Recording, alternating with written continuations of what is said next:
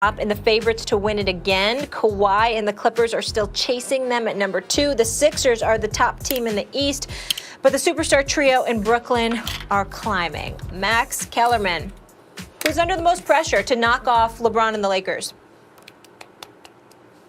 Kenvin Durant, clearly.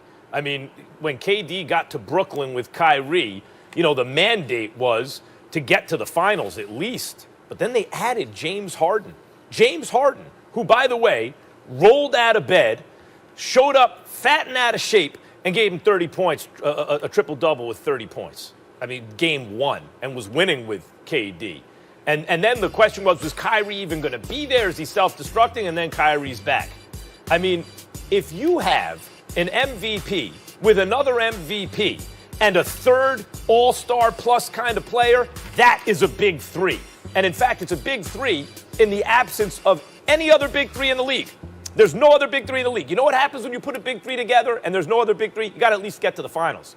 That's the history of the NBA. Got to get to the finals. Now, you could say, well, KD already beat LeBron in the finals, but everyone knows what that was. LeBron James led a team against a 73-win Warriors team, went to Oracle on the road, wins a Game 7 against the same team that had just beaten a loaded Thunder team that KD was on. KD and the Warriors looked at each other and said, this LeBron dude, got together, and at that point, everyone in the world knew there's nothing you could do to stop him. It's not a level playing field. It's impossible to beat that team. So what? KD has 2 wins in the finals over LeBron. There's no way not to on that Warriors team. This is different. Now KD's like, okay, watch this. He made a courageous decision. I'm going to go somewhere, put together a team like LeBron does, and meet this dude head on. You have James Harden and Kyrie Irving, and you're Kevin Durant, who joined the 73-win team to beat LeBron. There is no more pressure on any player to knock LeBron off his throne than there is on Kevin Durant. Max Kellerman, I don't at this point disagree with you. I know I'm supposed to, but I don't at this point disagree with you, particularly since James Harden arrived. What I would tell you, however, because James Harden arrived and they had won 2 straight, and James Harden was averaging 34 and did the triple-double, and him and KD came out the blocks vibing, and then Kyrie came back and they lost back-to-back games to Cleveland, even though he was averaging, he's averaging 28 points a game. He averaged 37.5 in those 2 games. He shot twice as much as James Harden. What I would say to you is that I don't disagree with you about Kevin Durant, but I can't let Kawhi Leonard off the hook, y'all. I really, really have a problem. And don't get me wrong, I don't mean have a problem. Kawhi's a good guy. Kawhi's a star. He plays on both ends of the floor. I'm only speaking in purely basketball sense. Kawhi is in L.A. Kawhi came to L.A. as a champion out of Toronto saying, there's a new sheriff in town. They marketed Kawhi Leonard as being the new sheriff in town. You had the king's crown dangling from his convertible, okay, driving down the highway in L.A., knowing LeBron was in town. That's what you came to town to say. That's what you came to town to claim, okay? And then LeBron answered the call.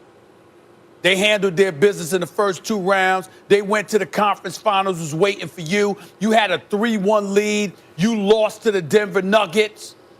I'm sorry, I can't let Kawhi Leonard off the hook. Kawhi Leonard is a superstar in this game as a player. He's not superstar box office, but he's a superstar as a player. You in the same town, playing in the same arena. You got the Clippers to make all these concessions so you can have your man Paul George, who's giving you 23 a night, by the way. You averaging 26 a game, 26, 5, and 5, shooting better than 50% from the field. Y'all on a 7-game winning streak. Y'all 13 and 4 on the season. This is what you bringing to the table. I can't be looking at Kevin Durant in Brooklyn and just gloss over the fact that Kawhi Leonard was.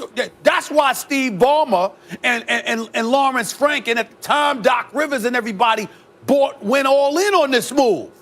And all of a sudden, because James Harden arrives in Cleveland, we got to ignore Kawhi Leonard in what the hell you supposed to bring to the table before the final. Well, I got news for you, Max. Correct me if I'm wrong. Somewhat rhetorical question. If LeBron and them can't get past the Clippers, there ain't no finals for LA, right?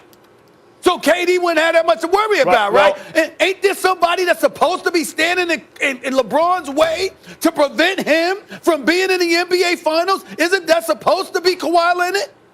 That's all I'm saying. By the way, you said, I know you meant Brooklyn. You said Cleveland. You meant Harden. I meant Brooklyn. But let's talk about that for a second. I respect what you're saying because Kawhi was the guy who threw down the challenge. LeBron was like, come play with me. And Kawhi said, no, I'm coming for you, and didn't even hold up his end of the deal by getting there. And he did not play well in Game 7, particularly late in the game. I'm not letting him off the hook either. He was off the. But we have to be honest the whole about second half. Kawhi, until that moment, Kawhi was once again magnificent in the playoffs. Until that Game 7, he was the Finals MVP, who was the best player in the playoffs by far last year, without LeBron, or 2 years ago without LeBron in the league. Came back and was magnificent, but he choked in that Game 7. I'm not letting him off the hook for that either. But who's he playing with? Like, he's on a real good team, and Paul George's a real good player. But Paul George ain't an MVP. Forget about the fact that Paul George doesn't show up in the playoffs. Paul George ain't KD.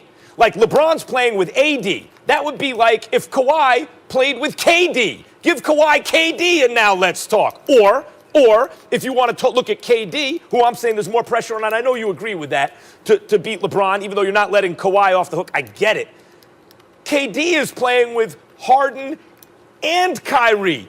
Give Kawhi Steph Curry and Damian Lillard, or Steph Curry and someone on that level. That's what KD's got. That's not what Kawhi's got. Let's not get it bent, Stephen A. Let's not get it twisted. LeBron's got AD. KD's got Harden and Kyrie.